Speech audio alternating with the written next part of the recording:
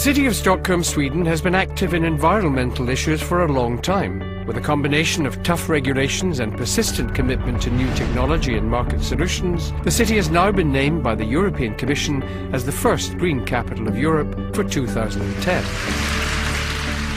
Being appointed as the first green capital of Europe is of great importance for Stockholm, and it's a good acknowledgement for what we've been doing for quite a long time in Stockholm.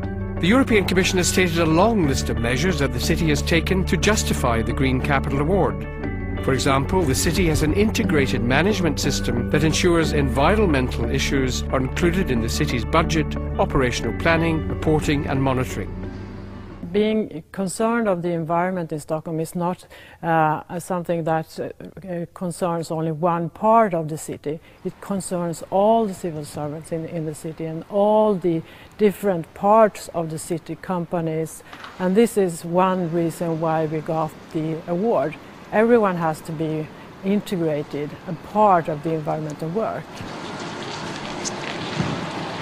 Well, we are of course very happy and proud of this award. To us it's a receipt on what we have done for decades in Stockholm. Everything from the first water treatment plan in the 1920s, the introducing of district heating in 1950s, the struggle to get better traffic flow and the congestion charge project, our work for 2 decades to introduce environmentally friendly cars in the city, and all this is now a result that rewarded us a European award as the first green capital in Europe.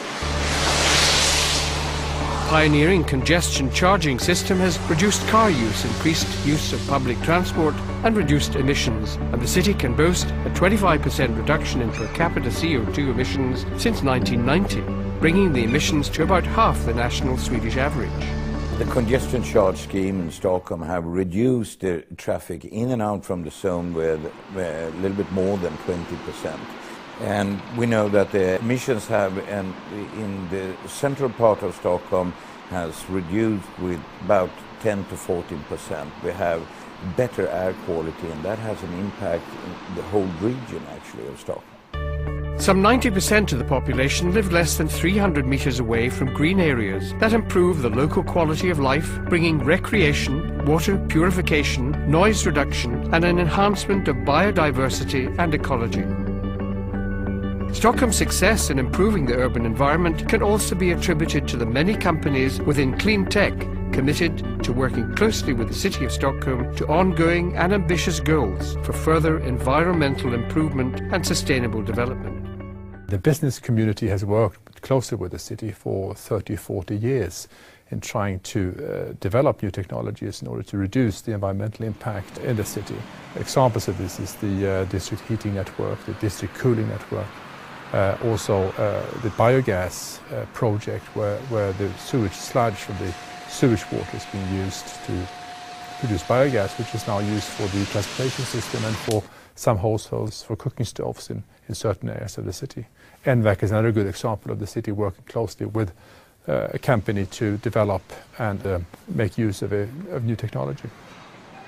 The NVAC underground waste collection concept is quite simple. It works like a huge vacuum cleaner, sucking the waste underground and ends up in a collection station.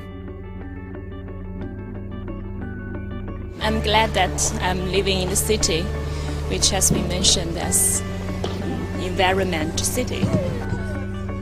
Sweden is an interesting country for sustainability and to green questions, I think. I think it's a good nomination for Stockholm and, well, something to be proud of. It represents the Swedish way of environmental thinking. So I see it as more of a symbolic prize for Stockholm and more something to do with what we're doing here in Sweden, I think.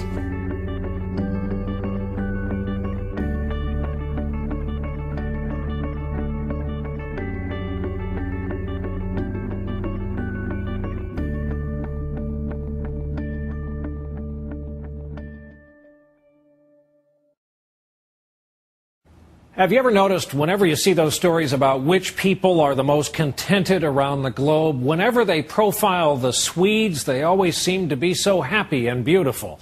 Now there's another reason to be green with envy about the Swedes. We're told they are living green lives, showing kindness to the planet and saving a ton of energy in the process.